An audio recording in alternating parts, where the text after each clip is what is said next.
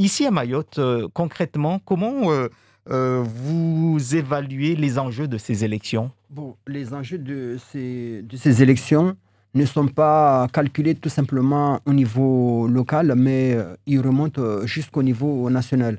Mais avant de rentrer dans le vif du sujet par rapport à votre question, je tiens à rappeler que ce n'est pas à partir de cette année seulement que nous avons le droit de voter pour les élections.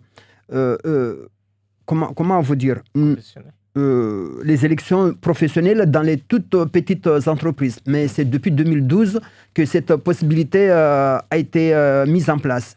Mais seulement chez nous, en 2016, nous avons eu la possibilité de voter, mais sans avoir la possibilité de présenter des candidats. Et nous avons voté des listes qui étaient présentées par nos organisations syndicales respectives nationales. CGT, CFDT, EFO et j'en passe. Alors, par rapport à ça, pour la première fois cette année, nous avons l'occasion, nous, organisations syndicales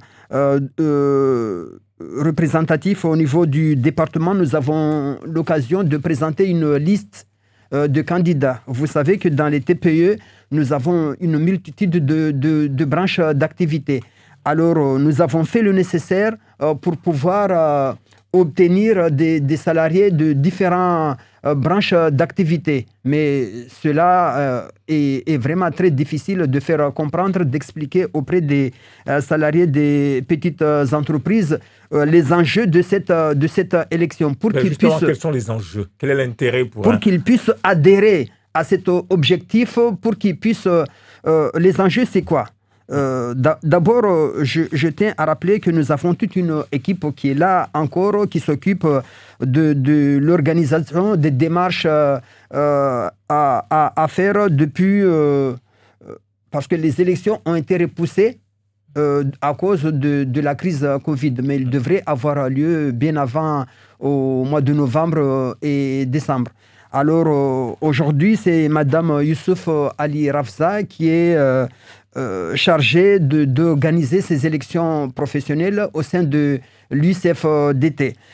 Mais il y a toute une équipe qui est derrière elle, qui l'accompagne pour que nous puissions rentrer en contact avec les salariés, leur expliquer la raison pour laquelle ils doivent participer activement à l'organisation de ces élections. Justement, pourquoi tout simplement, pourquoi est-ce qu'ils doivent? Vous savez que les salariés des petites entreprises, ils se retrouvent isolés. Ils ne sont pas informés de tout ce qu'ils pourraient prétendre comme droit. Alors, les salariés d'une petite entreprise peuvent prétendre avoir les mêmes droits que tous ceux qui travaillent dans les grandes entreprises. En particulier, avoir une assurance maladie telle que tous ceux qui sont dans les autres entreprises revendiquent, avoir une convention collective, parce que c'est un problème. Un salarié qui se trouve dans une petite entreprise ne peut pas tous les matins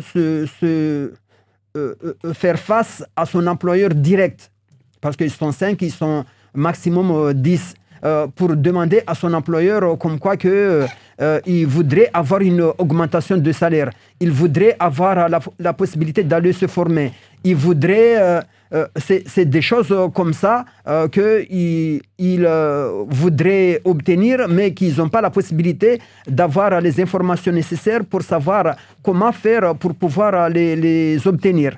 Alors, aujourd'hui, moi, je les appelle à prendre contact avec la CFDT, à voter massivement cette liste que nous leur présentons, parce que cette liste va prendre en compte toutes les doléances des différentes salariés. Ma question est là. En quoi est-ce que votre liste est différente des autres listes? Que proposerait la CFDT pour soutenir ses employés, ses salariés dans les TPE, que ne présenterait pas, par exemple, la liste FO ou la liste CGT? Je pense que, de par les difficultés que toutes les organisations syndicales ont rencontrées, la CFDT est la première organisation qui a pu présenter une liste complète déjà. Et nous avons fait le nécessaire de pouvoir prendre des candidats qui proviennent des différentes listes, mais on ne les a pas seulement choisis dans une seule branche. Alors, c'est ce qui montre que à chaque fois, parce que ces candidats qui sont là, qui seront élus demain, nous l'espérons, ils seront les représentants de ces salariés qui siégeront au niveau de CPRI, au comité paritaire régional interprofessionnel. Alors, ce sera comme le CSE que nous pouvons avoir dans les différentes entreprises aujourd'hui. Alors, si nous gagnons la majorité, ça veut dire que nous serons en force pour pouvoir défendre l'intérêt de ces salariés avec l'ensemble de ces représentants qui sont sur cette liste. Donc, vous dites, il y a, après ces élections-là, les représentants vont pouvoir défendre les salariés, mais ce sera de façon globale, donc les 2659 salariés qu'il y a en ce moment qui seront concernés? Oui, c'est ça l'objectif. Mais je rappelle que nous avons un problème par rapport à l'élaboration de la liste d'une manière générale. Parce que c'est une liste qui a été élaborée au départ par la Caisse de la Sécurité sociale et qui est remontée à la DGT, mais seulement nous nous apercevons qu'il y a beaucoup de salariés qui sont oubliés, qui ne sont pas inscrits sur les listes. Je prends l'exemple de notre assistante de la CFDT. Il ne figure pas, alors que nous l'avons déclaré à la CCSM. Et il n'y a pas qu'elle, mais il y a plusieurs candidats également qui se trouvent dans des listes qui ne se retrouvent pas sur les fiches, les listes électorales. Alors, c'est ça le problème qui se pose. Et nous avons déposé un recours auprès de la directe pour qu'on puisse avoir une modification et permettre à tous ceux qui sont candidats de pouvoir se voter au moins eux-mêmes. Parce que si eux, ils n'ont pas la possibilité de se voter, alors là, je ne comprends pas pour quelle raison nous avons organisé des élections. Mais là, décidément, Mayotte, nous avons un problème de liste électorale, mais on en parlera peut-être un peu plus tard. Revenir un peu sur le fait de pouvoir constituer une liste exclusivement mahoraise, régionale. Qu'est-ce que cela emporte en plus par rapport à ce qui se passait avant 2014, comme vous l'avez dit? Je vous ai parlé de la mise en place de la CPRI qui se mettra en place, et ce sont ces candidats qui sont là, une fois élus, qui iront siéger là-bas. C'est une instance paritaire qui compose des salariés et des employeurs. Pour faire quoi? Pour débattre sur n'importe quel problème qui concerne un salarié, pour voir qui a tort entre salarié et employeur, pour voir qui a raison, qui a tort, et pour pouvoir départager les personnes à chaque fois que nous aurons un problème pareil. Alors, donc aujourd'hui, seuls ceux qui sont inscrits sur ces listes vont pouvoir voter à partir du 22 mars prochain. Ce ne sont pas tous les salariés dans une TPE. Il faut qu'ils soient inscrits sur une liste. On prend en considération la liste des gens qui étaient déclarés au 31 décembre de l'année écoulée. Alors, ce sont eux qui vont pouvoir, s'ils figurent sur la liste électorale. Mais de par le fait que nous avons des candidats qui sont là, qui ne figurent pas, j'ai peur qu'il y a beaucoup d'oublis qui seront recensés, et nous espérons obtenir gain de cause par rapport à ce recours que nous avons déposé auprès de la directe et de la DGT. Alors, je reviens sur les attentes des salariés des TPE. Vous en avez cité quelques-unes tout à l'heure, mais est-ce que les salariés des TPE n'ont pas les mêmes revendications finalement que les autres salariés des plus grandes entreprises? Et pourquoi ne pas englober ces revendications lorsque vous revendiquez pour ces grandes entreprises, revendiquer les mêmes choses pour ces salariés-là? Mais c'est vraiment très difficile de pouvoir demander à un salarié du secteur privé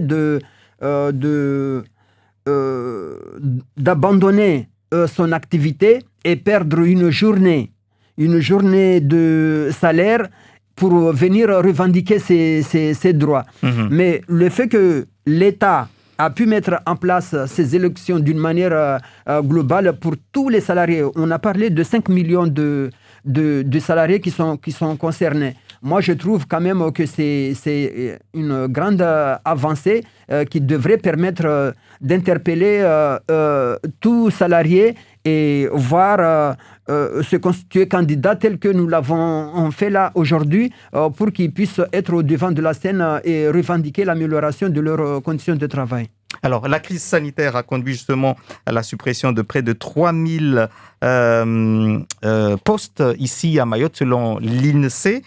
Je suppose que parmi ces salariés, il y a eu des salariés de TPE. Est-ce que, par rapport à ça, par exemple, il y a encore moyen de les sauver à travers ce genre d'élection, ou ça ne sert à rien pour eux? Je veux dire, un salarié qui est finalement qui n'a plus d'emploi aujourd'hui, est-ce qu'il aura encore le courage d'aller voter? Bon, moi j'espère que, parce que la vie continue ainsi, et il faut toujours garder l'espoir. Il faut toujours se dire qu'avec l'ensemble de cette équipe que nous constituons, nous pourrons nous concerter pour voir comment faire pour pouvoir sauvegarder, pour pouvoir réparer les dégâts. Alors, avec les employeurs, nous pouvons nous concerter et voir comment faire avec l'aide de l'État. J'espère qu'ils apporteront leur concours également pour que nous puissions vraiment limiter le maximum possible les dégâts dans les entreprises.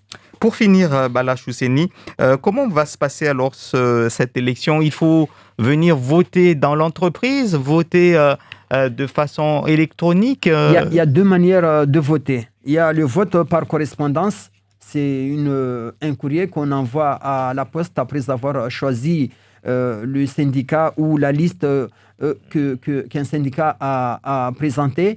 Et puis, il y a le vote électronique. Vous le connaissez. Il y a des codes que chaque salarié aura à sa disposition. Et puis, il rentre sur une plateforme. Oui, tout à fait, pour pouvoir valider son élection. Alors, lorsqu'on est patron et en même temps chef d'entreprise d'une petite entreprise avec comme salarié lui-même, par exemple, ça arrive. Hein. Du coup, il vote ou il ne vote pas? Moi, je pense qu'il y a certains auto-entrepreneurs qui sont salariés, employeurs, qui seront destinataires. Je pense qu'ils auront le droit de voter également. Merci à vous.